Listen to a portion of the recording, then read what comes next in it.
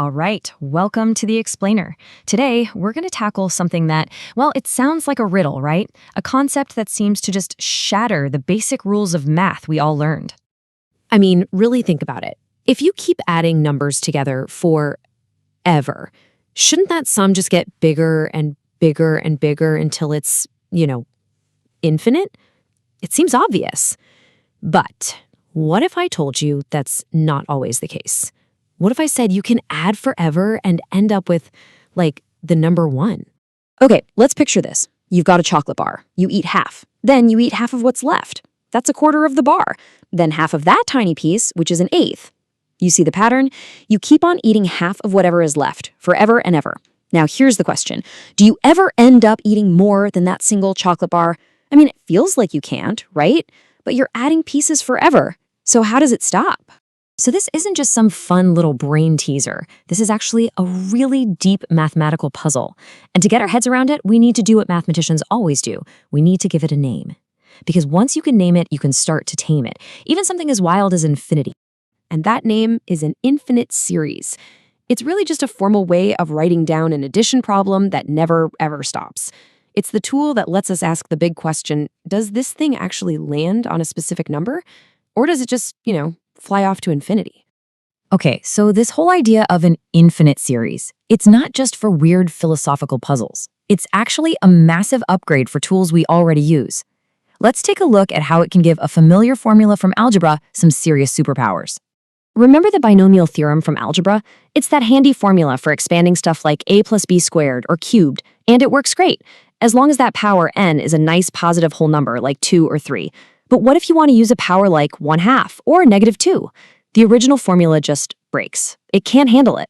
But the infinite version, oh yeah, it blows right past that limitation. And this is the upgrade. Look at that. Instead of stopping after a few terms, the formula just keeps going.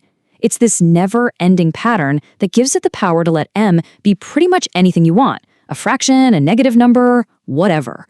Infinity gives us this incredible flexibility. But there's a catch. There's always a catch, right? To make this work, we have to follow one very important rule. And here it is. This whole amazing thing only works if the absolute value of x is less than 1. So basically, x has to be a small fraction, somewhere between -1 and 1. Why?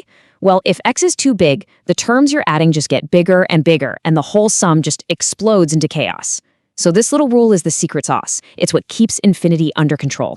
Okay, so how does this tie back to our chocolate bar puzzle? Well, it's all about this idea of the terms getting smaller. Let's really dig into this incredible shrinking sum, because that's the key to solving the whole paradox. So what we're looking at here is a geometric series. That's just a fancy name for a sum where you multiply by the same fraction each time to get the next number. In this case, that fraction is 2/3. Now just watch what happens to the numbers we're adding as we go further and further down the line. So after just 5 steps, look at that. The number we're adding is already way smaller. We started at around 0.67, and now we're down to about 0.13. You can see that its contribution to the total is getting less and less important.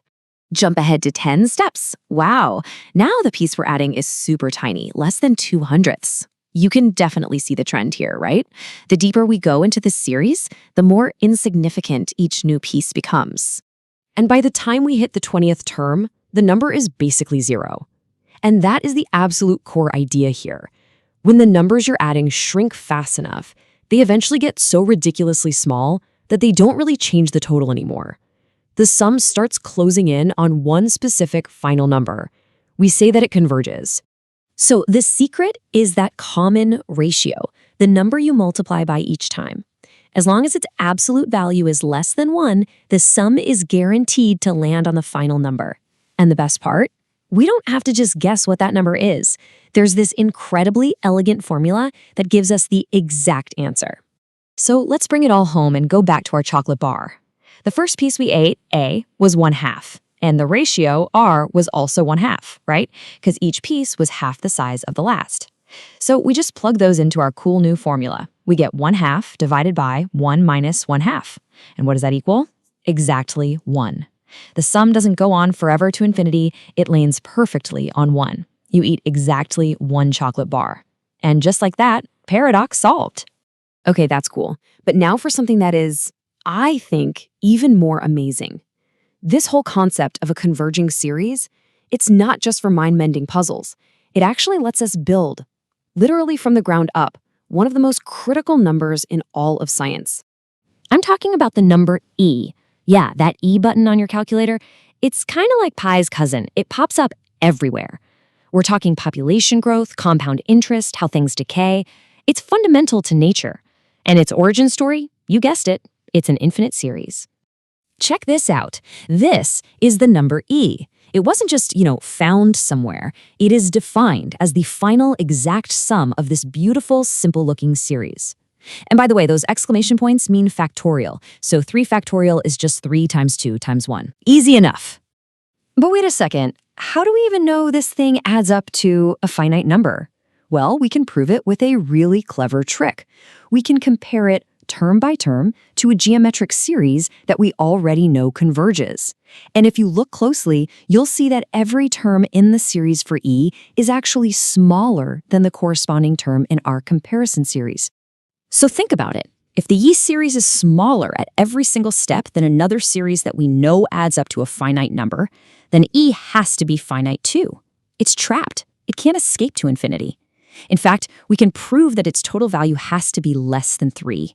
And it is. It's about 2.718, a fundamental constant of nature, literally built out of an infinite sum.